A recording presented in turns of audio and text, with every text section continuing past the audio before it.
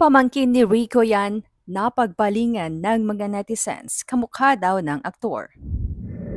Muli ngang nagta-trending ngayon sa iba't ibang social media platforms ang larawan ni Alfonso Yan Tuerres, na pamangkin ng namayapang matinee idol na si Rico Yan. Ito ay habang trending pa rin ang kanyang tiyuhing si Rico Yan. Kaya naman maging siya ay napagbalingan talaga ng mga netizens. Ayon nga sa mga ito, ay animo carbon copy talaga ng namayapang aktor na si Rico ang kanyang pamangkin na si Alfonso o mas kilala bilang si Alfie. Nagkalat online ang iba't ibang content na lumalabas patungkol kay Rico. At ngayon nga ay lumalabas na rin ang mga larawan ni Alfie na inihahambing sa kanyang tiyuhin. 2020 nang unang lumabas ang mga balitang susundan na ni Alfie ng yapak ang kanyang tito Rico sa pagiging isang celebrity. Ngunit mukhang hindi ito natuloy at nag-focus na muna si Alfie sa kanyang pag-aaral at hilig sa sports. Narito nga ang ilang impormasyon patungkol kay Alfie Tuerres. Si Alfonso Yan Tuerres o Alfie ay anak ng ate ni Rico Yan na si Geraldine Yan Tuerres. At marami nga ang nakapansin na talaga namang may resemblance si Alfie sa namayapa niyang tiyuhin. Si Alfie ay isang star player ng baseball. Sa kanyang social media account makikita ang mga post ni Alfie tungkol sa kanyang mga sinasalihang baseball tournament. Pansin-pansin naman ang pagiging malapit ni Alfie sa kanyang ama na si Jose Francisco Tuerres base na rin sa mga ibinabahagi niya sa kanyang Instagram account.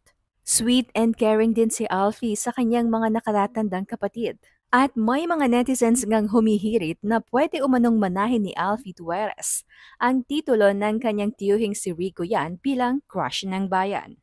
At dahil nga sa kanyang artistahin looks ay talaga namang marami na ang nag-aabang kung papasukin nga ba ni Alfie Tuerres ang show business, kagaya ng ginawa ng kanyang tiyuhin. Ayon din sa Pep, maliban sa baseball ay mahilig din si Alfie sa basketball at video games. May angking galing din si Alfie sa kusina at hilig niyang magluto ng mga pagkain, kagaya rin ng kanyang tito Rico Yan. Ayon pa sa Pep, baka hindi pag-aartista ang unahin ni Alfie, kundi ang paggawa ng mga commercials, kagaya ng naging unang hakbang ng kanyang tito na nagsimula sa Sikreto ng Mga Gwapo Eskinol Master Commercial hanggang sa tawagin ng ang crush ng bayan. Ayon pa sa ilan, sana raw ay masundan nga ni Alfie ang yapak ng kanyang tito Rico bilang endorser at role model ng mga kabataan. Narito naman ang naging komento ng mga netizens patungkol sa pagkakahawig ni na Alfie at Rico Yan. Ayon sa isa, kakaiba pa rin ang mukha ni Rico Yan na kahit kailan di na muling maibabalik at mapapalitan ito.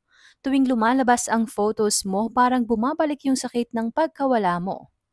Pagsang-ayon naman ng isang netizen, oo nga no, pwedeng mag-artista, gwapo at muli tipong nagbabalik si Idol Rico Yan. Hirit naman ng isa, wow, kamukhang-kamukha nga ng idol kong si Rico Yan at crush ko. Parang nabuhay tuloy si crush sa katauhan ng pamangkin niya. Miss ko nang makita at mapanood si Idol Crush. Umiyak talaga ako nung namatay ang idol crush ko. Pagbabalik tanaw naman ng isang netizen, ito yung isang namatay na halos dumugin ng tao nung araw ng libing niya.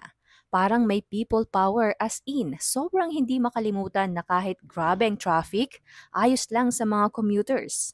Wow, kamukha nga ng yumaong si Rico Yan. Mag-artista ka na lang, sigurado may future ka. Irit naman ng isang netizen, mas kamukha nung Bobby Yan. Kapatid ni Rico Yan, medyo malayo siya kay Rico Yan.